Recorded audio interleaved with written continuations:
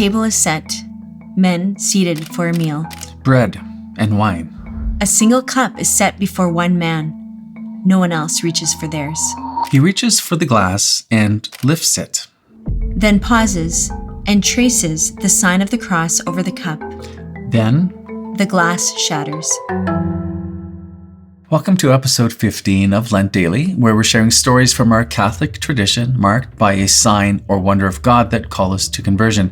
Today's story reveals a moment of faithfulness to God that stops violence cold.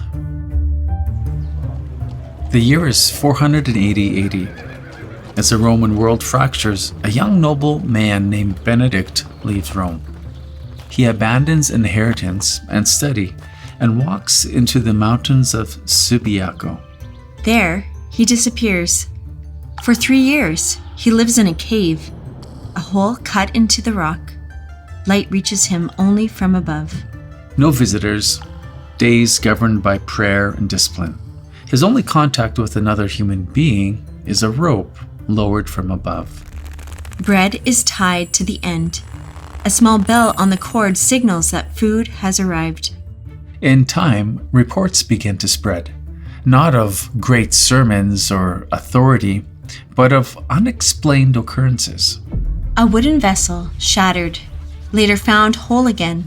A child carried away by water, later returned. And Benedict, he withdraws further still into solitude. Others will not let it end there. Eventually he is found. A nearby community of monks comes to him. They do not ask for instruction, they ask for leadership. Benedict refuses. They return. He warns them his way of life will demand more than they expect. They insist. At last he agrees. He enters their community. The life they imagine does not arrive. The discipline is exact. The rule is unyielding. Silence replaces comfort and obedience preference. Some endure it. Others begin to strain. Respect thins and resentment takes its place. It becomes clear. This man will not soften. He will not bend. Voices lower. Conversation moves out of sight. A decision is made. A table is set. The meal begins. Bread is passed. Wine is poured. A single cup is set before him. He reaches for it. The room grows quiet. He lifts the glass, pauses, and traces the sign of the cross over the cup. The glass fails. It does not tip. It is not struck. It comes apart in his hand, fragments breaking free as wine spreads across the table. No one speaks. He sets the pieces down and looks once at the men around him. Find another father. Then he leaves the table. Benedict does not stay to argue. He withdraws again into solitude, the life he has chosen from the beginning. He does not argue his innocence or expose the plot. He entrusted this moment to the one he had already entrusted his life to. What stood firm at the table was not power, but faithfulness to God. This is what fidelity looks like.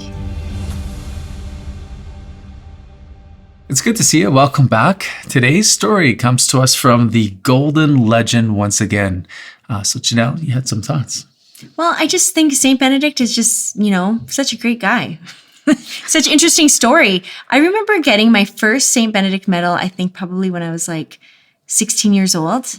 And I think I've been wearing one pretty much ever since that day. Yeah, and the St. Benedict medal comes with a special blessing, doesn't it? Or you ought to get a special blessing with it. And I know we've used, actually when we built the house, then we put St. Benedict medals around the foundation as the foundation was being poured, plus some miraculous medals. We've also used St. Benedict medals over the windows and certain doors of our previous home. Anyways, who was St. Benedict? Historically, he was the man who saved the foundation of Europe. He founded the monastery at Monte Cassino and wrote the Rule, a simple guide for a balanced life of work and study. When the Roman Empire fell and Europe descended into chaos, his monasteries became like safe houses for human knowledge. While the surrounding lands were at war, his followers were busy preserving the books, farming techniques, and laws that would eventually build the world we live in today. He provided the structure that kept European civilization from disappearing during its darkest hour. So one thing from the story that really stood out to me was how the monks or the brothers were really trying to pressure him to kind of cave and like to kind of give way to his like firm disposition to like a life of austerity and penance and difficult ways. Mm-hmm. I can see it's like children to their parents, right? He was their father and he said, find another father. Yeah. Yes. For me, there was one of the themes here is that when he moves on from them, he doesn't say they reformed later. So that's something that stands out in my mind. The other thing was he didn't try to further the fight. He just moved on. And for me, I just thought like sometimes we're always looking for the win. And sometimes it's better to walk rather than win. In marriage, for example, you can win an argument but lose the relationship. So it's not always about winning, but we also can't be afraid of conflict either. So there has to be some discernment. When do you fight and when do you walk? It's not always clear in my mind. But when we find ourselves in these confrontations of when do I press forward to fight for what is right and when do I do not, then we have to ask ourselves this question: what is pleasing to Jesus here? Ultimately, that's the biggest question. Our life is to glorify him, to glorify God. This is the question. Jesus, what would please you here? And sometimes I think it means walking away. Other times not. And you can see this in the life of Jesus. Jesus had some big wins. He spoke to the storm, be still. There was a great calm.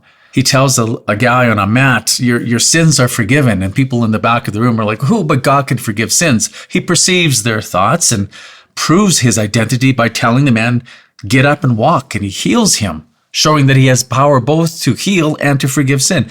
That's a big win. But later in Jesus' life, he doesn't do that. He lays down his life, culminating on that cross. He has the power to step off that cross, and yet he doesn't. So when we look at our own life, I ask myself, when do I seek that win and when do I walk? Both can be faithfulness to Jesus. We need discernment, and this is where we say, Lord, your will be done, not mine. St Benedict, I think, is a great example of that in this story. Mm-hmm. I feel like there's so much more to his story because clearly he had monasteries after this point. Like he walked away from that original group. Mm-hmm. And then what happened? Maybe it's a whole new series. Yeah. The life of St. Benedict. Hey, we appreciate your time here. Thank you for watching us. Share with us below what stood out to you and why. And we'll see you soon.